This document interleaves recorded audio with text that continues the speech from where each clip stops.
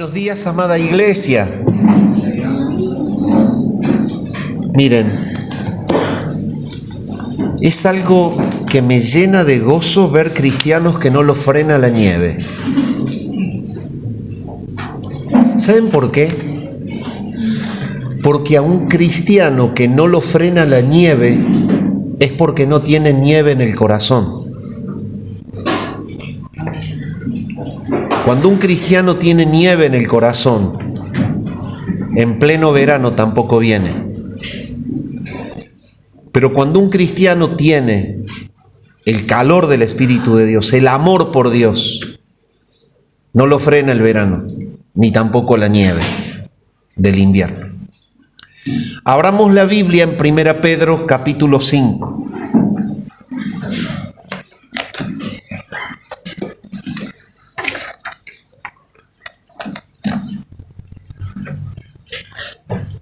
Seguimos avanzando en 1 Pedro. Y la verdad que tengo tanta ilusión de poder seguir avanzando con la segunda carta, porque es como que deseo ya entrar en la segunda carta y después seguir con Judas. Y es como que ya estoy ilusionado en todo lo que tengo para dar del Antiguo Testamento. Así que es maravilloso. Y ya estoy pensando en volver de nuevo a Romanos y qué hermoso que el Señor nos haya dejado algo que no se acaba, ¿me entienden? Imagínense en la iglesia completando la Biblia y que no tenga más nada que leer un domingo. Sería tremendo. Pero esto es algo inagotable. Que aun cuando estemos en la eternidad la vamos a recordar. Porque vamos a decir, ¿te acordás cuando lo leíamos? Mirá, ya estamos. ¿Te acordás lo que no entendíamos? Mirá, era esto.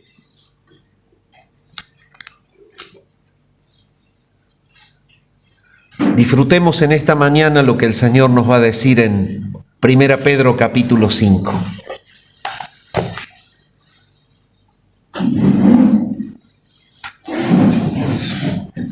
Hoy nos toca seguir avanzando en 1 Pedro capítulo 5 y vamos a leer el párrafo, ¿sí? Que va desde el versículo 5 hasta el versículo 11. Dice así la palabra del Señor: ruego a los ancianos que están entre vosotros, yo anciano también con ellos, y testigo de los padecimientos de Cristo, que soy también participante de la gloria que será revelada. Apacentad la grey de Dios que está entre vosotros, cuidando de ella, no por fuerza, sino voluntariamente, no por ganancia deshonesta, sino con ánimo pronto, no como teniendo señorío sobre los que están a vuestro cuidado, sino siendo ejemplos de la grey. Y cuando aparezca el príncipe de los pastores, vosotros recibiréis la corona incorruptible de gloria. Igualmente, jóvenes, estad sujetos a los ancianos, y todos sumisos unos a otros, revestidos de humildad, porque Dios resiste a los soberbios y da gracia a los humildes. Humillaos, pues, bajo la poderosa mano de Dios, para que Él os exalte cuando fuere tiempo, echando toda vuestra ansiedad sobre Él, porque Él tiene cuidado de vosotros. Sed sobrios y velad, porque vuestro adversario, el diablo, como león rugiente anda alrededor buscando a quien devorar, al cual resistid firmes en la fe,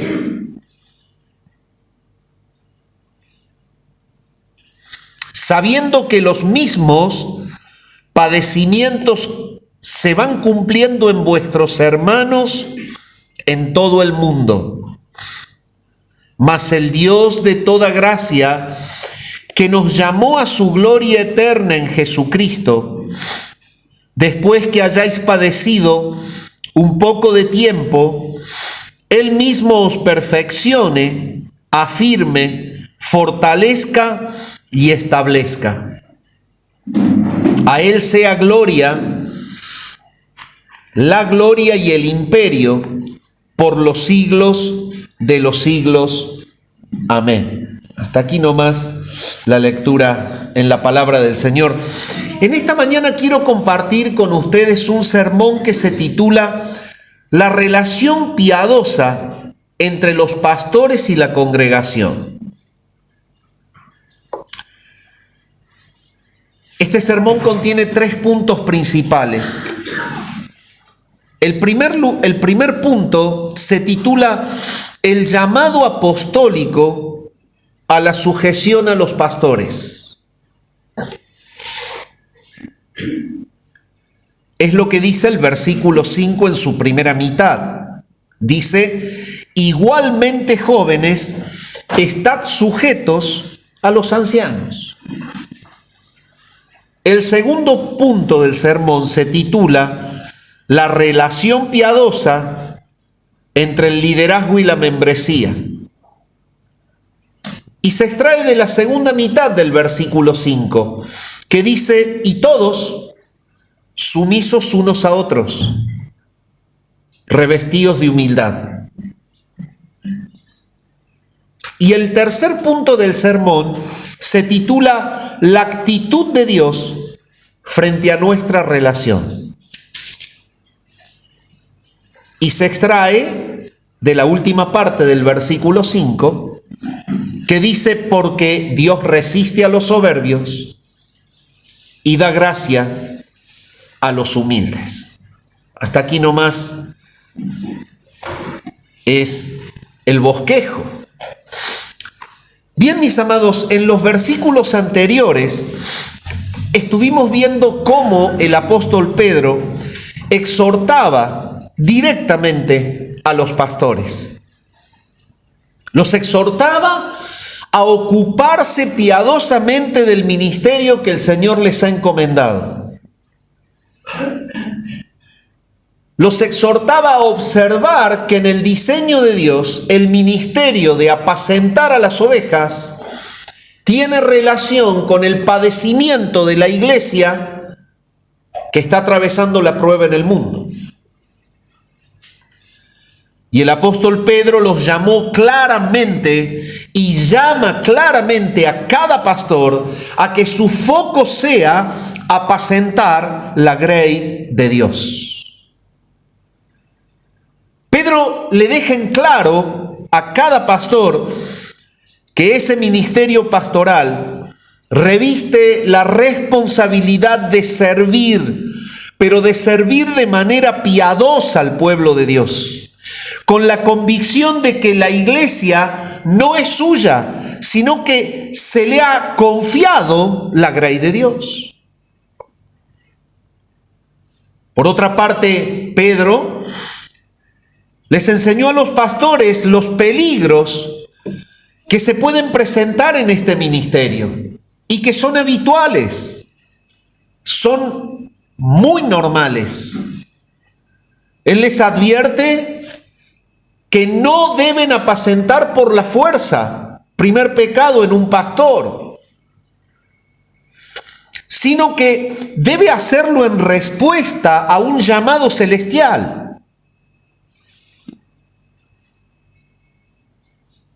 Por lo que debe ser realizado bajo el gozo, el impulso y la diligencia que provoca el mismo Espíritu de Dios que está en él. De la misma manera, Pedro advirtió otro pecado grave en el pastorado, y es la codicia de las ganancias deshonestas. Y deja en claro que el objetivo de los pastores nunca debe ser el dinero de sus miembros. Ese es otro pecado habitual.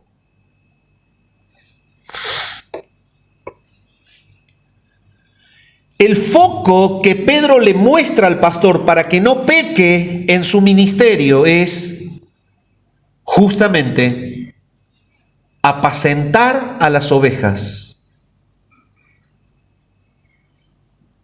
y buscar el bienestar material y espiritual de ellas.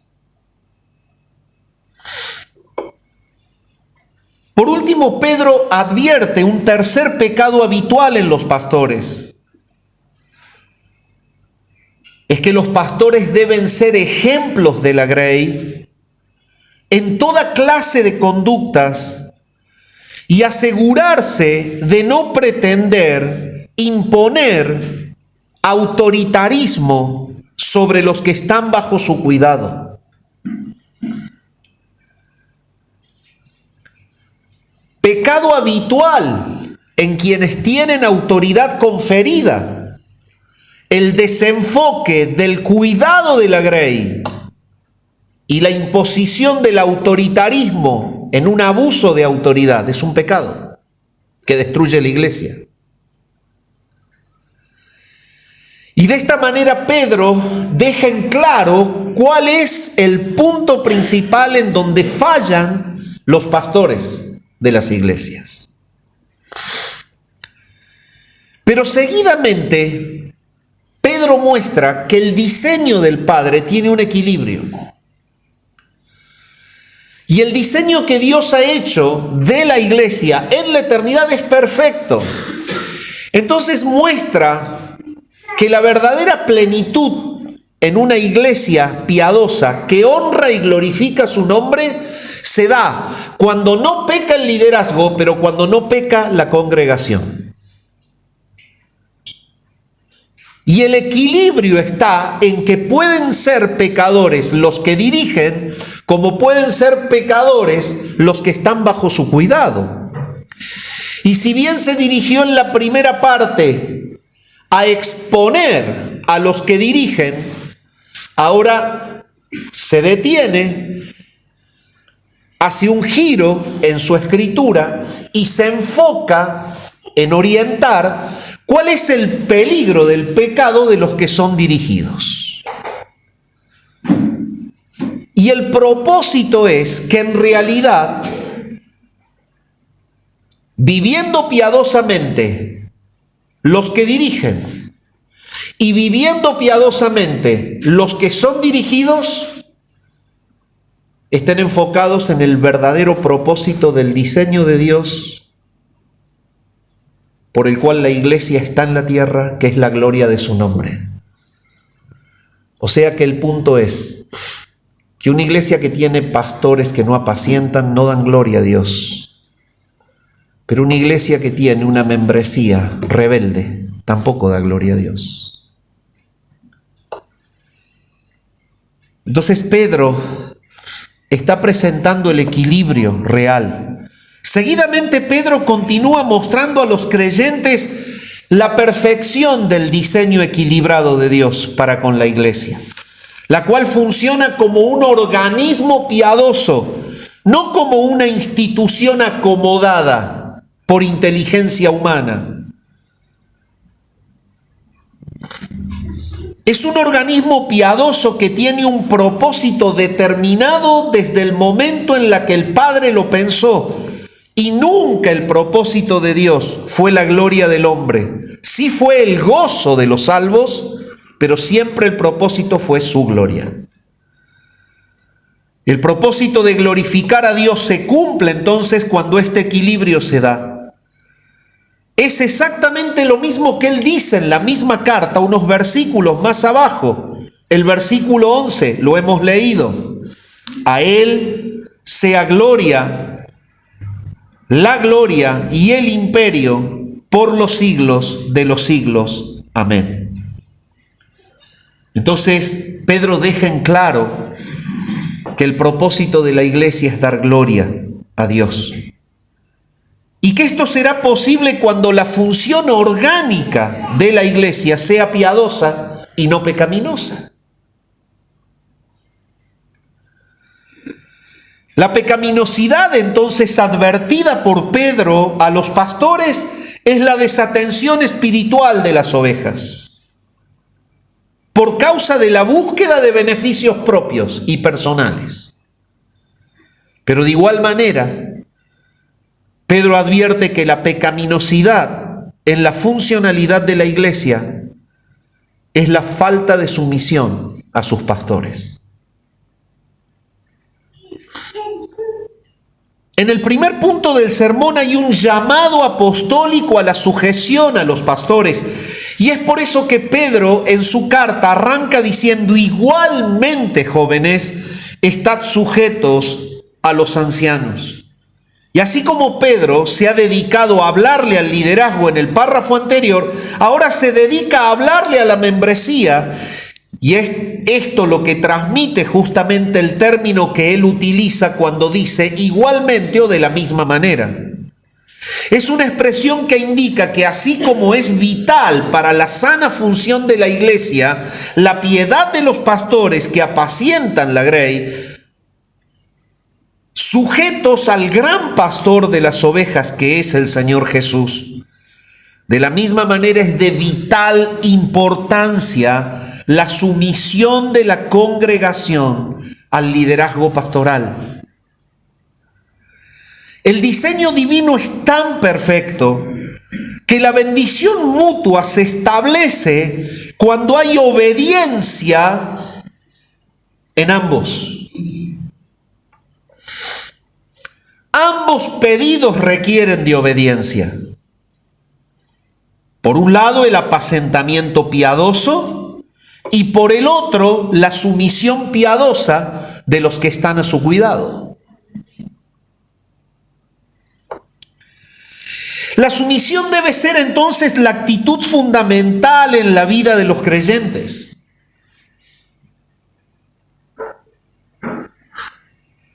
Tal como lo viene enseñando Pedro en capítulos anteriores, cuando él enseña a los creyentes a que se sometan. Toda la carta viene bajo ese perfil. Por ejemplo, les enseñó a someterse a las autoridades civiles, a los empleadores. Se los dice en 1 Pedro capítulo 2, versículo 13, por causa del Señor, someteos a toda institución humana, ya sea al rey como a superior. Y de la misma manera solicita también la sumisión de la mujer en el matrimonio, en 1 Pedro 3, del 1 al 7, cuando él dice: asimismo vosotras mujeres, estad sujetas a vuestros maridos, para que también los que no creen a la palabra sean ganados sin palabra por la conducta de sus esposas. Entonces la sumisión es una marca de la regeneración. La persona regenerada es una persona que se somete, porque la persona impía es una persona que muestra justamente la marca del pecado, que es rebeldía. Así como en el reino de las tinieblas reina la rebeldía, así en el reino de la luz reina la sumisión. Y tú puedes decir: sí, pero no hay un punto medio. Sí, sí lo hay, pero dura poco. Si no, preguntale a Ananías y a Zafira. Bueno, ahora no, porque no están. O en algún momento podríamos preguntar, cuando estemos todos juntos, a los que durmieron por tomar la cena del Señor indignamente, si dura mucho la rebeldía en el reino de la luz. No dura mucho. ¿Pensaron alguna vez que nos vamos a encontrar con Daniel? ¿Vos sos Daniel? Sí. ¿Qué va a venir? ¿Vos sos José? ¿Qué prueba? Sí vamos a estar con el Señor, pero lo vamos a conocer a Gedeón, lo vamos a conocer a Abel. Y vamos a poder conocer hermanos que vivieron hace tantos años, pero creyeron en el mismo Señor que nosotros. ¿Sabe? En el reino de la luz reina la sumisión, no encaja la rebeldía. De la misma manera que Pedro pide sumisión en las distintas áreas de la vida, ya sea la vida civil, la vida laboral, la matrimonial, de igual manera, al haberle dicho a ellos que son elegidos, al haberle dicho a ellos que son redimidos en la cruz, al haberle dicho a ellos que son separados por santificación del Espíritu, de la misma manera les dice: en la iglesia funciona la relación humilde, la sumisión. Y ahora está enfocado en mostrarle a la congregación que de la misma manera que deben ser civilmente sujetos, laboralmente sujetos, matrimonialmente sujetos, deben estar vinculados congregacionalmente sumisos.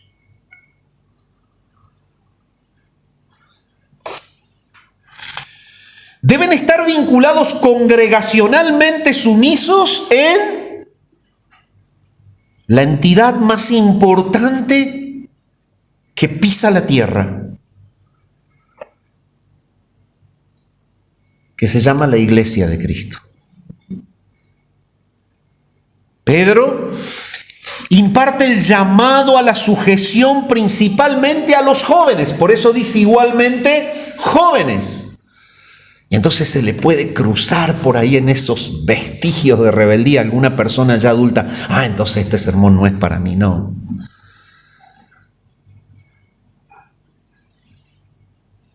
Es verdad que los jóvenes tienen, por una cuestión propia de energía humana y de necedad propia de la falta de experiencia de vida, un impulso rebelde que siempre tiene que ser controlado.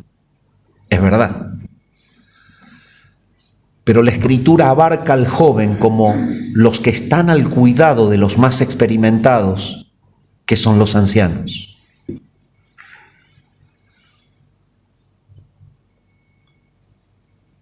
Son los que están más propensos al pecado de la rebeldía. Los que tienen menor edad, por causa de la impulsividad juvenil, pueden tener reacciones violentas. ¿Qué sabe el viejo este? ¿Nunca lo dijiste? Todos lo dijimos. Pero cuando ya peinamos canas, nos dimos cuenta del error.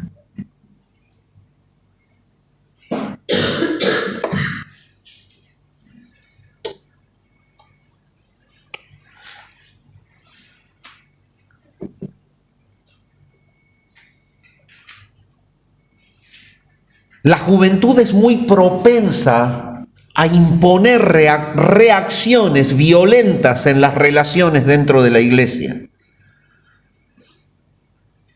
Simplemente porque piensa que caminando en ese sitio de la vida y en ese tiempo y habiendo tenido algo de claridad en la Escritura, cree saber todo lo que esa persona de mayor edad no sabe, cuando en realidad no se da cuenta que el Espíritu Santo lo salvó a esa persona mucho antes y que lo viene puliendo, disciplinando, alimentando, iluminando mucho antes que vos.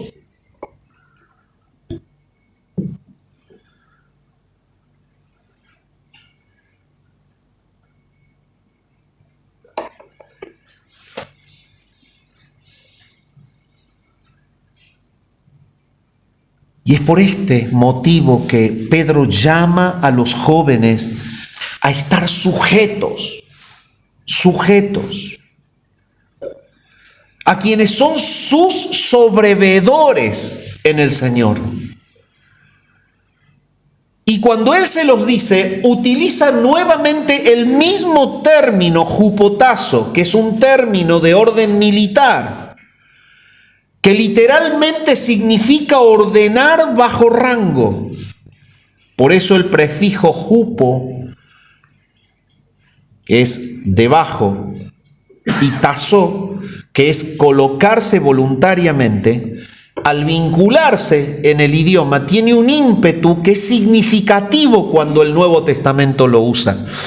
Es la colocación voluntaria, no bajo presión, de la persona al liderazgo del que lo cuida. Es exactamente lo mismo que se usó cuando se pidió la sujeción a las autoridades, cuando se pidió la sujeción en el matrimonio, cuando se pide la sujeción en la congregación. El término significa lo mismo.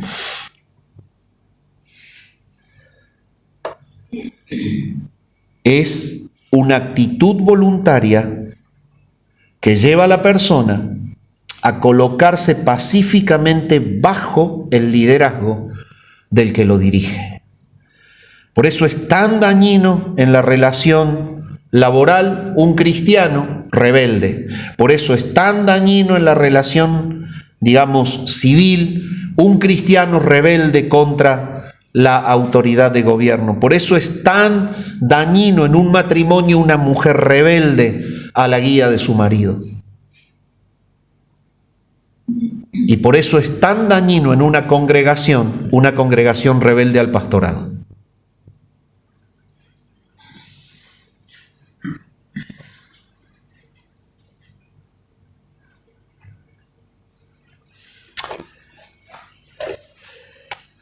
Pedro entonces de esta manera está solicitándole a la iglesia y especialmente a los más jóvenes a dejar a un lado el orgullo que los conduce a la promoción personal. Agarraron un día la Biblia, se vieron inspirados, entendieron un texto y salen como un misil pretendiendo pisotear a medio mundo. Ya nadie sabe lo que yo sé.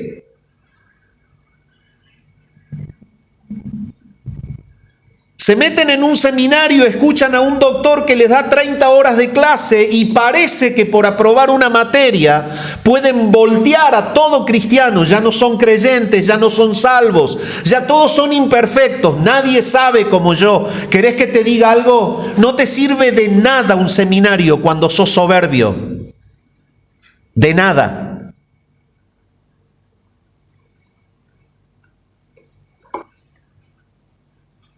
Y te sirve de mucho cuando el poder de la palabra te muestra que cada vez que sabes más, es una lámpara celestial que te indica permanentemente que de todo lo que has visto no sabes nada.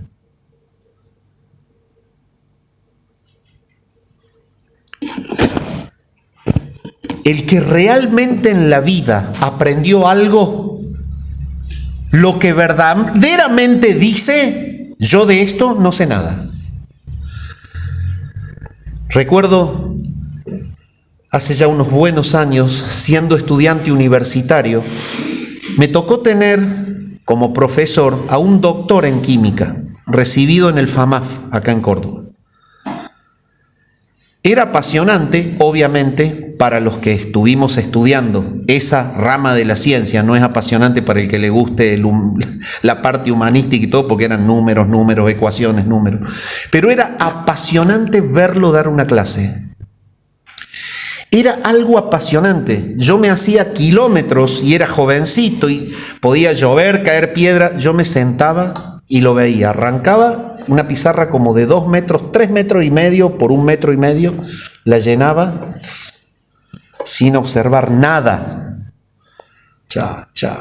Y te explicaba, y te explicaba, y te explicaba, y te explicaba. Llenaba la segunda pizarra y uno copiaba.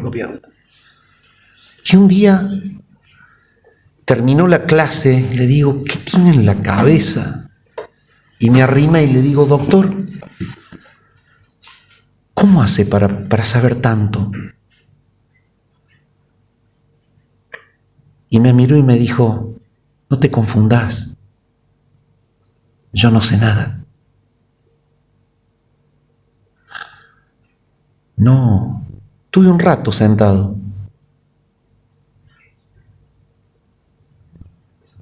Después de recibido, cuando ya terminé mi carrera, lo busqué, lo encontré, le llamé por teléfono y lo encontré viviendo en el exterior. En Australia creo que estaba. Me atendió y le agradecí y lo saludé porque me enseñó.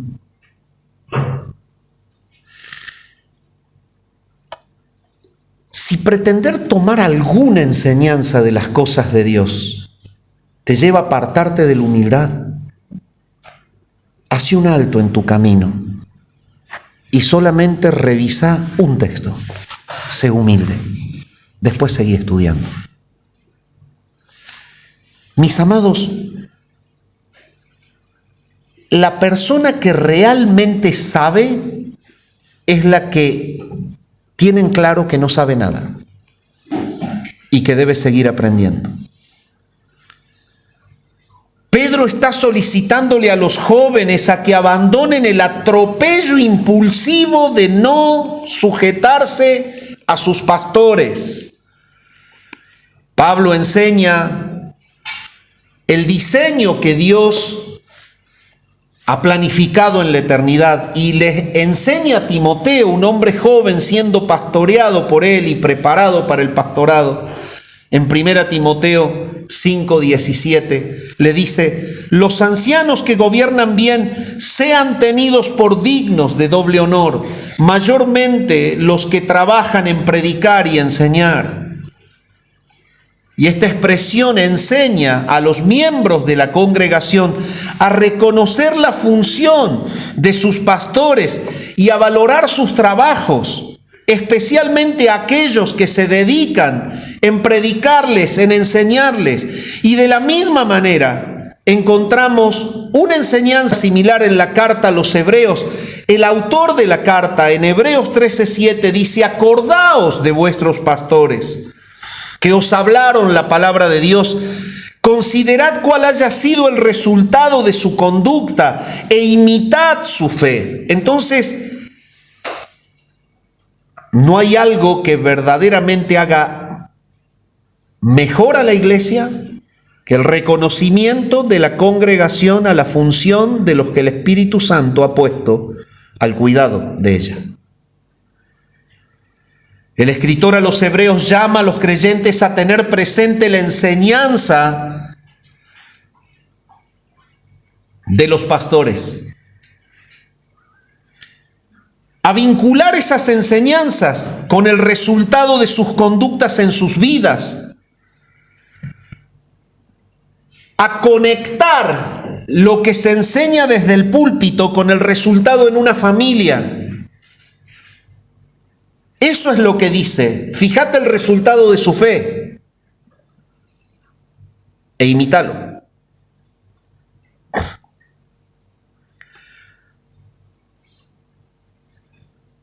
Entonces, ¿qué significa que la congregación debe estar sujeta al pastorado? No es una rendición ciega a un cuerpo de personas autoritarias, sino más bien la disposición humilde a dejarse guiar en el camino de la fe por quienes han recibido de parte del Señor de la iglesia el don para hacerlo.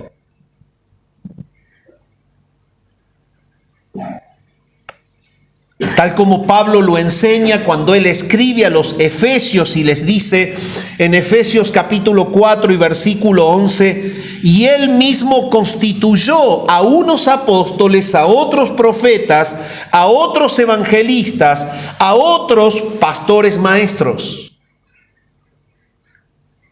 Y entendiendo por esto que la sumisión hacia los pastores nunca irá separada de la sumisión a la soberanía del Señor, que es el que los puso en ese lugar. Él es el que edifica como Él quiere la iglesia. Y cuando Él pone sobrevedores que guíen la grey, la iglesia debe reconocerlos y estar sumisamente sujetos a ellos. En el diseño de Dios, los miembros de una iglesia deben ver a sus pastores como un don de gracia para la bendición de sus vidas. Y deben responder a esta bendición como lo enseña Pablo cuando le escribe a los de Tesalónica y se los hace ver. En 1 Tesalonicenses 5, 12 y 13 dice: os rogamos, hermanos, que reconozcáis a los que trabajan entre vosotros y os presiden en el Señor y os amonestan, y que los tengáis en mucha estima y amor por causa de su obra. Tened paz entre vosotros. En resumen, Pablo les enseña que la sumisión de la congregación a los pastores debe ser practicada por cada miembro a través de un reconocimiento sincero a la labor que ellos realizan, de presidirles, de amonestarles en el Señor. Y por causa de este reconocimiento, deben tener a sus pastores en estima y deben amarlos por causa de la obra que realizan. Y en definitiva, cuando los pastores apacientan bien y las ovejas se sujetan a ellos, el resultado es: tenemos paz entre nosotros. Dios no se equivoca.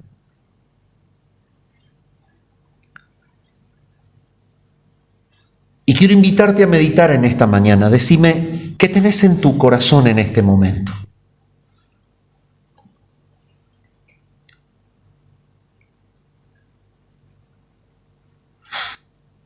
¿Qué tenés en el corazón para con los que te guían dentro de la iglesia?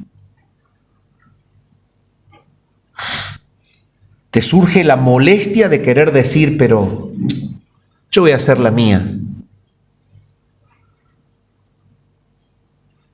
Si es así, arrepentite. Cuando es así, estás al borde de provocar la más triste de las situaciones, que es convivir sin paz. Cuando surge la rebeldía, se atenta contra la paz diseñada por Dios, que se establece cuando ambos son obedientes: los pastores que te atienden, los miembros que se dejan atender.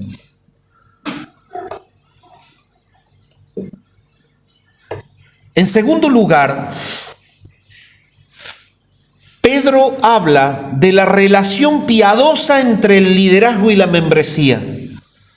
Y por eso dice: y todos sumisos unos a otros, revestidos de humildad, porque Dios resiste a los soberbios y da gracia a los humildes. Y con esta expresión Pedro deja en claro que en el diseño de Dios está que el organismo de una iglesia piadosa que le glorifica está relacionada a través de la humildad en todos sus miembros.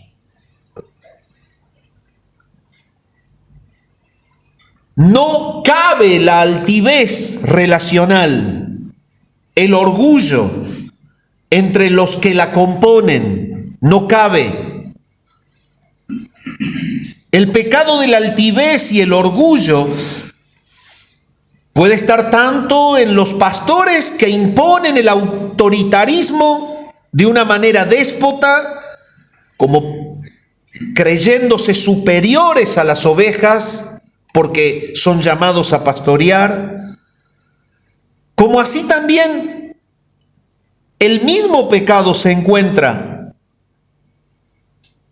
en la altivez de los miembros que descalifican a sus pastores y que rebeldemente no se quieren sujetar a ellos. Pedro entonces se anticipa este pecado posible y les enseña lo siguiente: y todos sumisos unos a otros.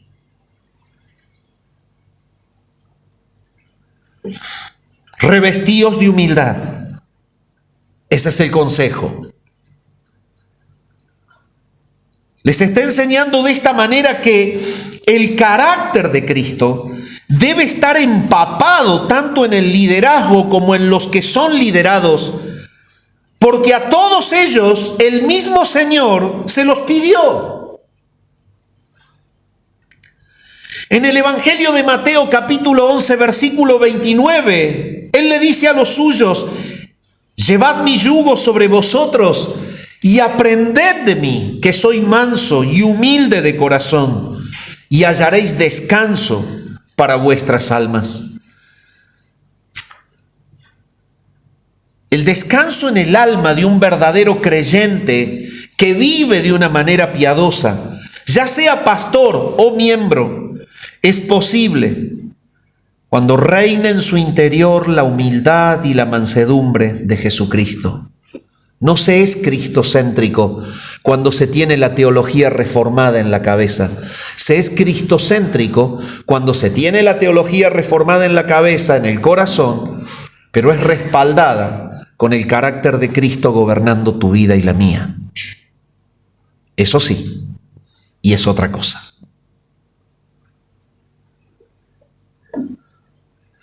Es por eso que Pedro enseña: revestíos. Revestíos. Literalmente significa atarse algo encima.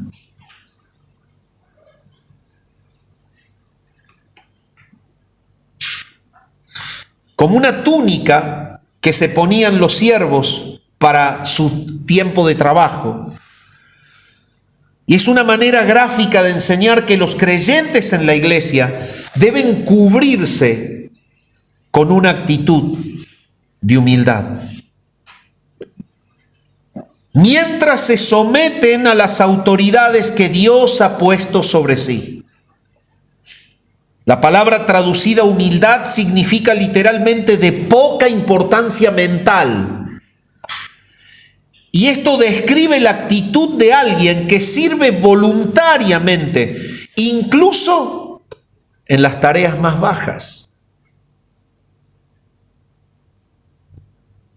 Pedro está llamando a los creyentes a que miren el ejemplo maravilloso de humildad del príncipe de los pastores y que lo copien. En San Juan capítulo 13, el versículo 12 al 17 dice: así que después que les hubo lavado los pies, tomó su manto, volvió a la mesa y les dijo: ¿sabéis lo que os he hecho? Vosotros me llamáis maestro y señor, y decís bien, porque lo soy. Pero si yo, el Señor y el Maestro, he lavado vuestros pies, vosotros también debéis lavaros los pies los unos a los otros. Porque ejemplo os he dado, para que como yo os he hecho, vosotros también hagáis. De cierto os digo, el siervo no es mayor que su señor, ni el enviado es mayor que el que le envió. Si sabéis estas cosas, bienaventurados seréis si las hiciereis. Y el lavamiento de los pies realizados por parte del Señor a sus discípulos no es una orden literal. Él la practicó a la conducta para que quede sentado que su iglesia debía estar empapada de su carácter humilde.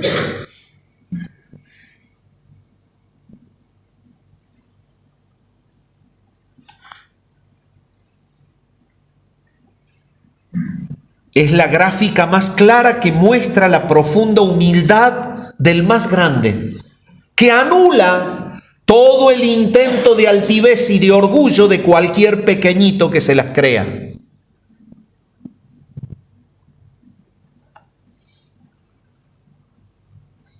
Pablo explica que la manera práctica de vivir la humildad entre los creyentes es la siguiente. Por un lado, Pedro la requiere, por el otro lado, Pablo nos dice cómo llegar a ella. En Filipenses capítulo 2, versículo 3 dice: nada hagáis por contienda o por vanagloria. Entonces, cuando sube la vanagloria, cuando se actúa en el pecado del orgullo, entonces al hermano lo vemos pequeñito. ¿Por qué? Porque ese pecado nos miente, nos dice que somos más grandes que él.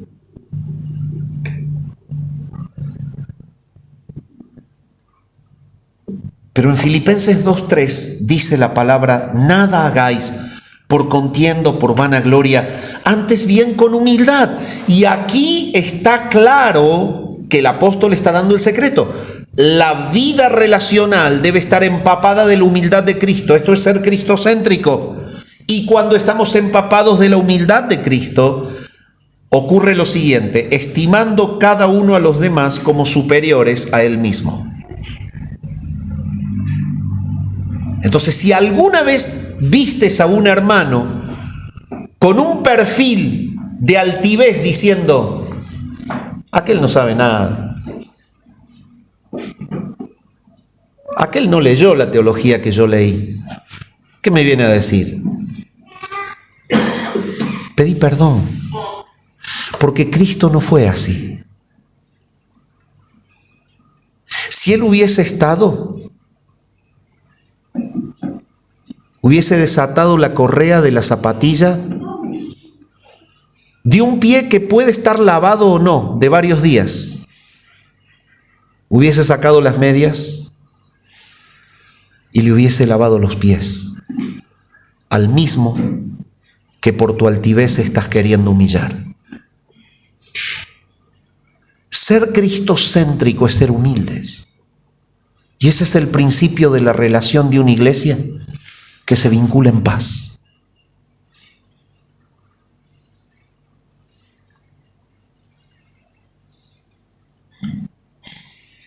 La humildad es real en el corazón de un cristiano cuando ha aprendido a ver a su hermano mayor que lo que se considera a sí mismo.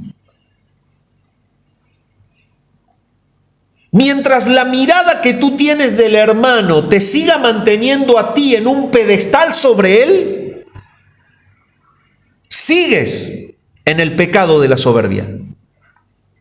No es que estás por entrar al pecado de la soberbia, sigues en el pecado de la soberbia. Esta expresión significa que el pecado del orgullo es el que acarreará una reacción por parte de Dios. Y es lo que tanto Pedro como Pablo quieren evitar para que por causa del juicio de Dios no se altere la paz de la iglesia.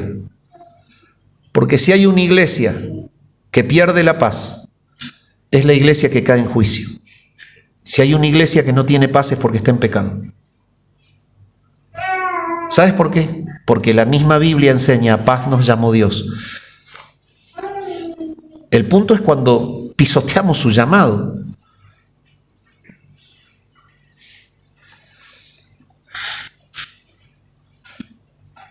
La reacción de Dios siempre será juicio de resistencia para la persona que se cree más que el otro.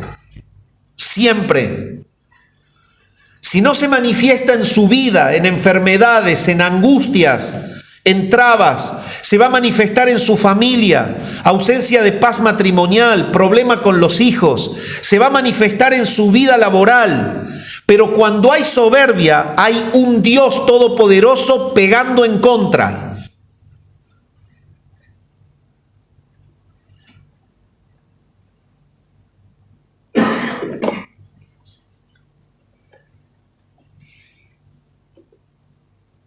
Es por eso que Pedro dice: porque Dios, y lo dice claro, resiste a los soberbios. ¿Querés que lo veamos en el original o que busquemos comentaristas? Vamos a estar un buen rato y sería algo muy lindo, pero no va a decir otra cosa más que lo que dice. Dios resiste a los soberbios. No hay mucha vuelta. La das vuelta a la Biblia, la sacudís y dice lo mismo. La ponés de un lado, del otro, la mirás de abajo, de arriba y dice lo mismo. La palabra enseña que Dios está en contra del altivo. Siempre lo estuvo.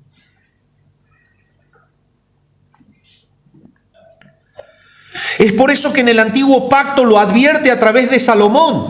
En Proverbios 21 del 4 al 6. Altivez de ojos y orgullo de corazón y pensamientos de impío son pecado. Salomón asegura que la soberbia es pecado.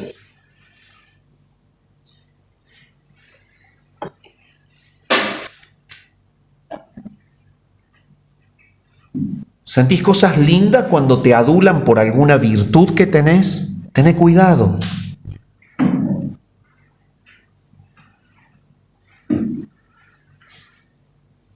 ¿Sentís ese cosquilleo de creerte alguien porque atinaste en alguna obra dentro de la iglesia? Tené cuidado.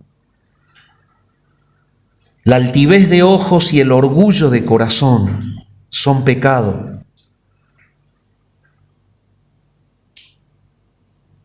Pero si vinculamos lo que la palabra nos enseña en el antiguo pacto y lo ligamos como que está ligado con lo que Pablo enseña en el nuevo pacto, en Romanos 1:18 él dice: la ira de Dios se revela desde el cielo contra toda impiedad e injusticia de los hombres que detienen con injusticia la verdad.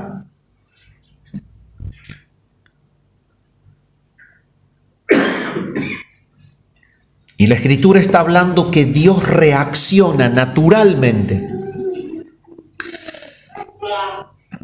con una resistencia directa, puntual, sobre el pecado de la altivez, de la soberbia, de la rebeldía. De esta manera Pablo asegura que la actitud de Dios frente al pecado de los hombres es reaccionar con ira en contra de ellos, no a favor de ellos. Imagínate un cristiano altivo que el Señor le palmee la espalda y que le dé todo lo que pide. No hubiera estado escrita la carta de Santiago como está escrita. Ustedes piden, pero piden mal, por eso no reciben, porque piden llenos de altivez para gastar en los deleites.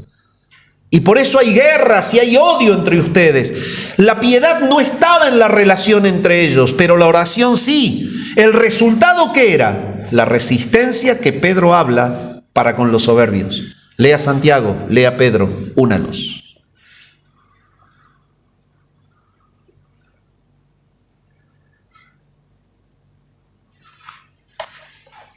Pedro aclara que la misma manera en la que Dios resiste a los soberbios de manera frontal es de la misma manera en que Él abre las puertas de su gracia. Él da gracia a los humildes. Hay una reacción. Es la reacción clara, justamente, de parte de Dios para con los que han caído en ese pecado. En Isaías capítulo 57 y el versículo 15, ya el antiguo pacto lo advierte. Porque así dijo el alto y sublime, el que habita la eternidad y cuyo nombre es el Santo. Yo habito en la altura y la santidad, y con el quebrantado y humilde de espíritu, para hacer vivir el espíritu de los humildes y para vivificar el corazón de los quebrantados.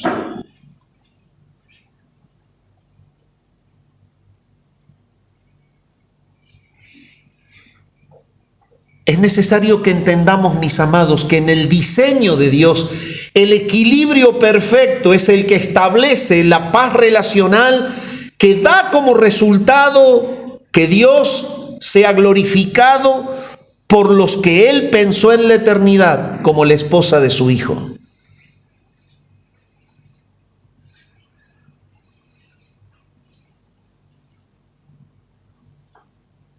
Para esto, el Señor está diciéndole claramente a los pastores: si han sentido en su corazón la codicia humana y el pecado de creerse superior a los que están a su cuidado. Y entonces se han relajado en la experimentación de un autoritarismo sin una obra de apacentamiento. Pidan perdón. Si les ha quizás tentado el hecho de que el dinero de los que están a su cuidado pueden enriquecerle, pidan perdón. Pero le dice a la congregación, si están bajo el cuidado de pastores verdaderos, tengan el cuidado de no ser rebeldes para con ellos. Y en el vínculo piadoso de pastores entregados y de ovejas sumisas, en el establecimiento de la paz propia que Dios planificó para los suyos, es que Pedro le dice a la iglesia, así esperen al Señor y así atraviesen la prueba. Este es el diseño de Dios. Esto es lo que les glorifica. El Dios de toda gracia se manifiesta inicialmente en el corazón quebrantado, en el corazón humillado, que pide perdón, que reconoce su pecado, y de la misma manera lo continúa haciendo con el Hijo obediente, que de manera humilde se somete por amor a su hermano en la fe. Y yo quisiera en esta mañana cerrar este sermón preguntándote lo siguiente: ¿qué sentís por tu hermano? Así como te pregunté, ¿qué sentís por los pastores? Así de la misma manera te pregunto, ¿qué sentís por tu hermano? Y mira, aquel, vamos bien, aquel es insoportable, pedí perdón.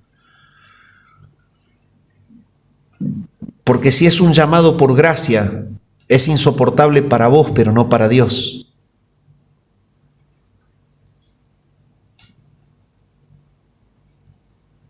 Y si Dios lo pensó como esposa de su Hijo, vos no sos quién para sacarlo del medio.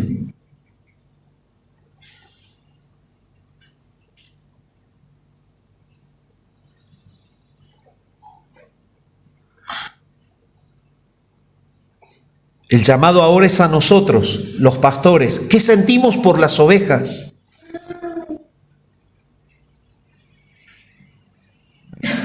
¿Sentiste alguna vez, Ariel, Leo, superioridad sobre alguno? Pidamos perdón.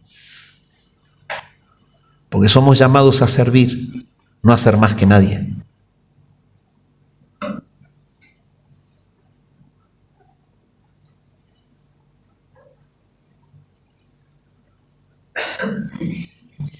Y mi tercer pregunta para terminar es esta.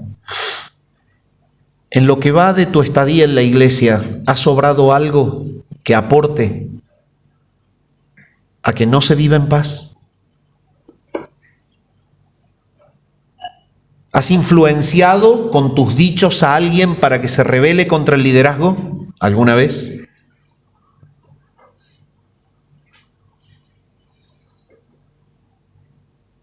Pedí perdón. El Señor nos llama en esta mañana a exaltar y glorificar su nombre en el vínculo de la paz. Y esa paz se establece con pastores piadosos y con una membresía piadosa que se sujeta al liderazgo. Quizás en esta mañana hay en el auditorio personas que no pueden vivir en paz como se puede vivir en la iglesia. ¿Sabes por qué? Porque no estás dentro del reino. En el reino de Dios es en donde se puede vivir la paz de Cristo. Él mismo dijo en su palabra, la paz os dejo, mi paz os doy.